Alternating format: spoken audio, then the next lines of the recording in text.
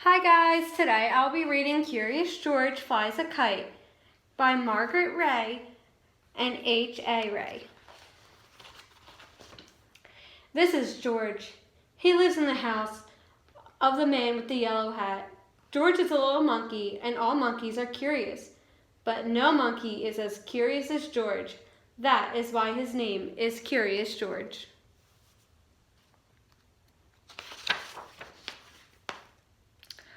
"I have to go out now," said the man with the yellow hat. "Be a good little monkey till I come back. Have fun and play with your new ball, but do not be too curious." And the man went out.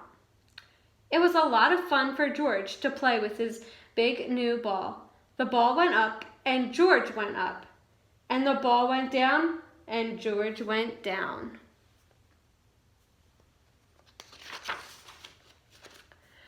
George could do a lot of tricks with his ball too. This was one of the tricks he could get up. He could get up on the ball like this, or do it this way with his head down. This was another trick George could do. He could hold the ball on his head like this. Look, no hands. What a good trick. But where did the ball go?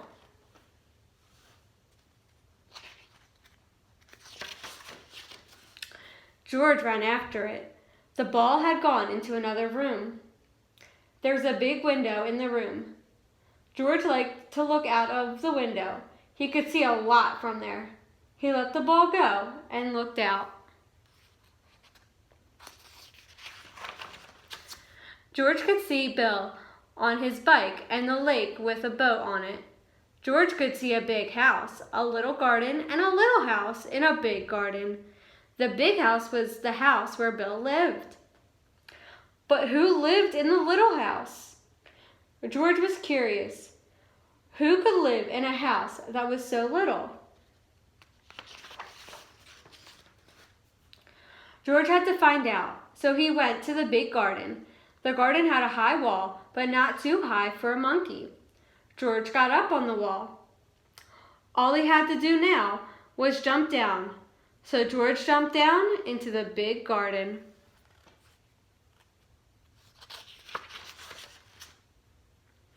Now he could take a good look at the little house. And what did he see? A big white bunny. And a lot of little bunnies. George looked and looked and looked. Bunnies were something new to him.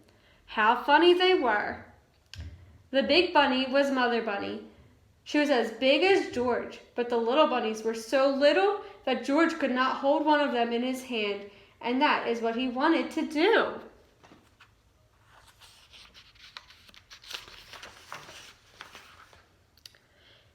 How could he get a bunny out of the house?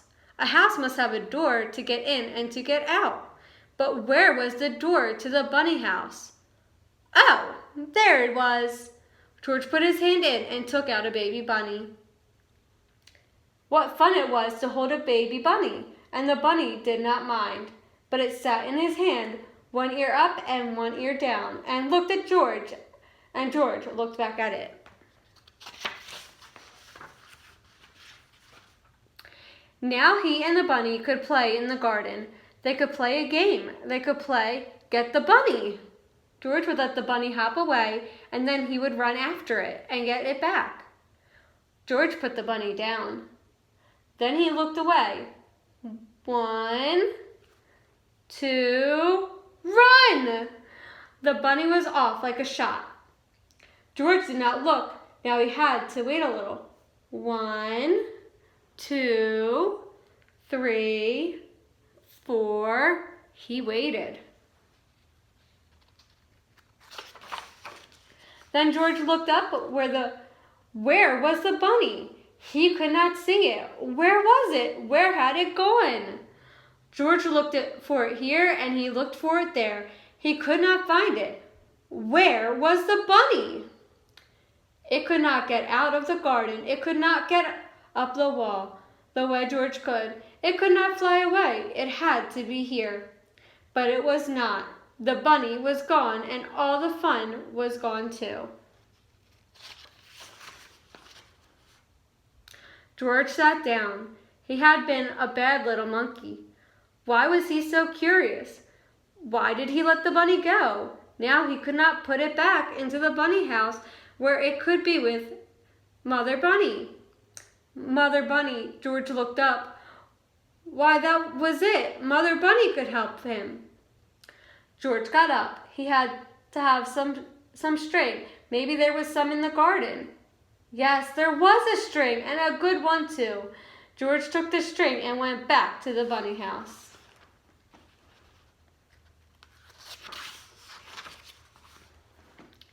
Mother Bunny was at the door. George let her out and put the string on her. And Mother Bunny knew what to do. Away she went with her head down and her ears up. All George could do was hold the string and run after her. And then Mother Bunny sat down. She saw something, and George saw it too. Something white that looked like a tail, like the tail of a baby bunny, and that is what it was. But where was the rest of the bunny? It was down in a hole. A bunny likes to dig a hole and then go down and live in it. But this bunny was too little to live in a hole. It should live in a bunny house. So George got hold of the little white tail and pulled the baby bunny out.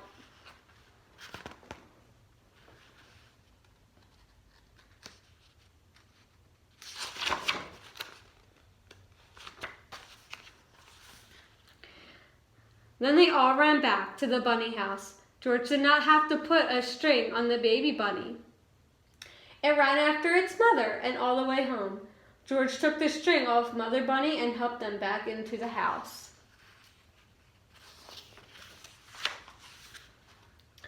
Then Mother Bunny and all the little ones lay down to sleep. George looked at them. It was good to see the baby bunny back where it should be, and now George would go back to where he should be. When he came to the wall, he could see something funny in back of it. George got up on the wall to find out what it was. He saw a long string on a long stick. A fat man had the long stick in his hand. What could the man do with a stick that long? George was curious. The fat man was on his way to the lake, and soon George was on his way to the lake too.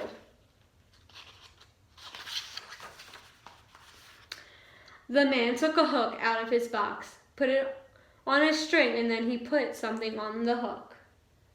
Then the man let the string down into the water and waited.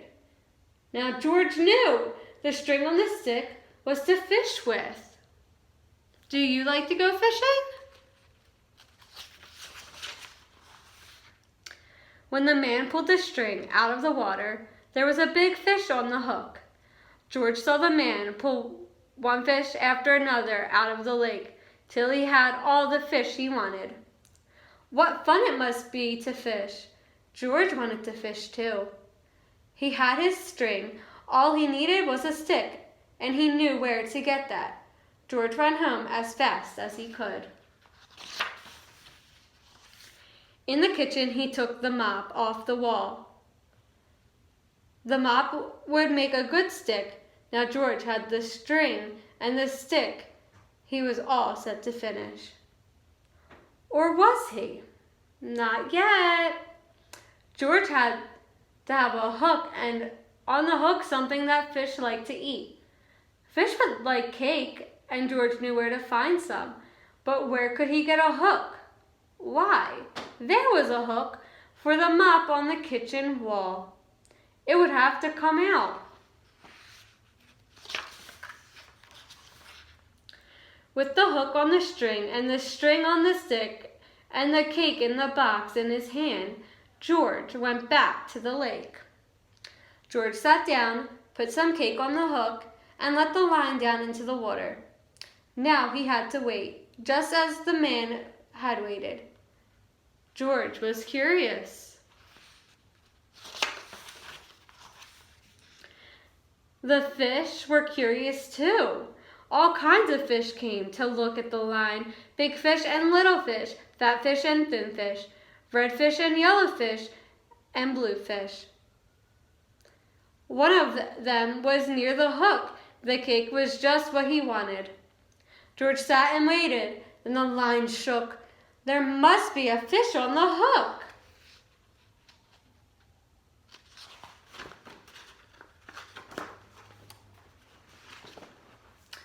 George pulled the line up. The cake was gone, but no fish was on the hook. Too bad. George put more cake on the hook. Maybe this time he would get a fish. But no, the fish just took the cake off the hook and went away. Well, if George could not get the fish could not get the cake. George would eat it. He liked cake too. He would find another way to get a fish.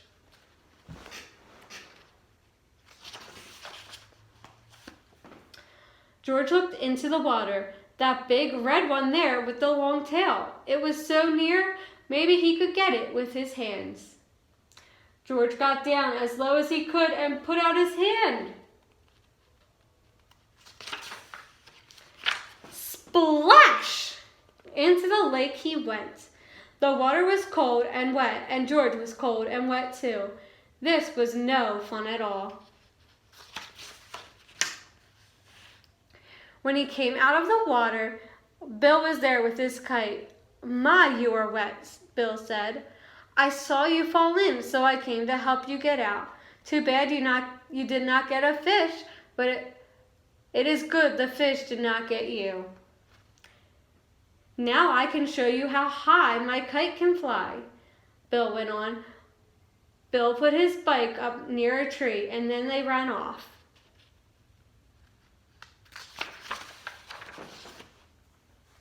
There was a lot of wind that day, and that was just what they needed. The wind took the kite up fast. George was too little to hold it in his wind.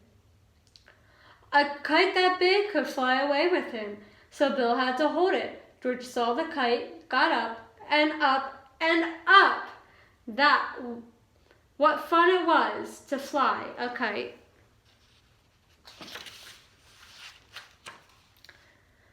They let the kite fly for a long time till Bill said, I will get the kite down now. I must go home, and you should too. But when Bill pulled the string the kite got into the top of a high tree. Bill could not get it down.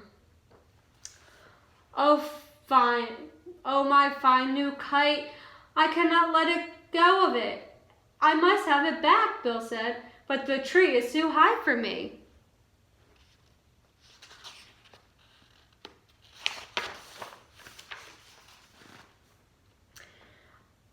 But no tree was too high for George. He went up to the top in no time. Then, little by little, he got the kite string out of the tree.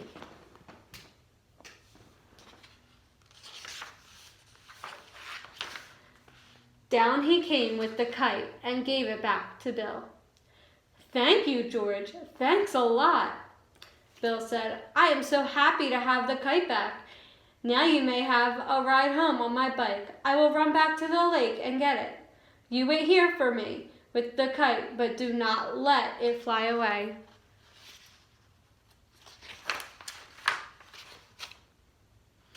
George looked at the kite. Then he took the string in his hand.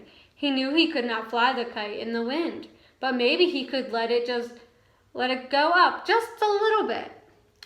George was curious. He let the string go a little, and then a little more, and then a little more, and then a little more.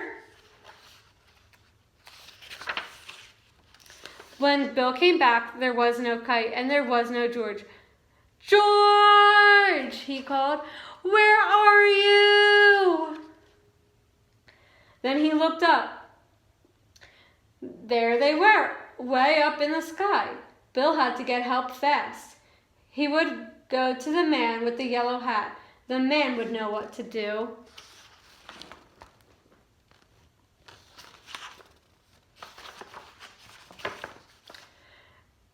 George is not here, said the man with the yellow hat when Bill came. Have you seen him?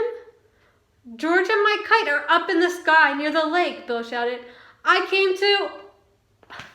But the man did not wait to hear any more. He ran to his car and jumped in. I will get him back, he said. I must get George back.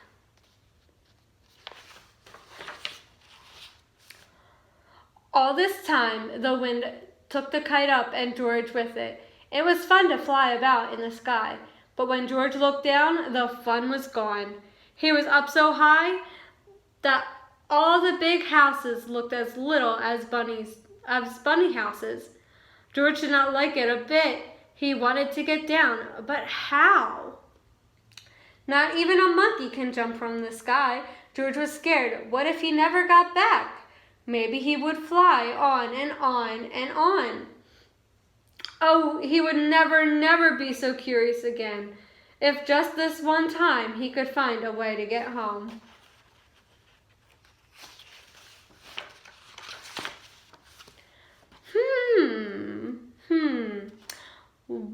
What was that? George could hear something, and then he saw something fly in the sky, just like a kite. It was a helicopter, and the helicopter, hurrah, was the man with the yellow hat. Down from the helicopter came a long line. George got hold of it, and the man with the yellow hat pulled him up. George held onto the kite, for he had to give it back to Bill.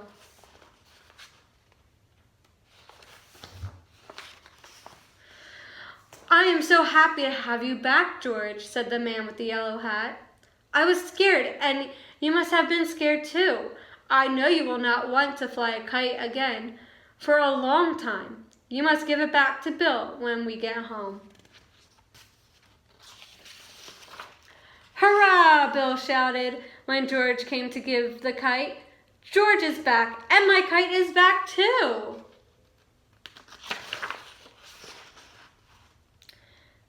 And then Bill took George by the hand and went with him into the little garden, and from the little garden into the big garden where the bunny house was. Here is one of my baby bunnies, Bill said. Take it. It is for you. A baby bunny for George? George took it in his hands and held it way up. It was his bunny now. He could take it home with him. And that is what he did.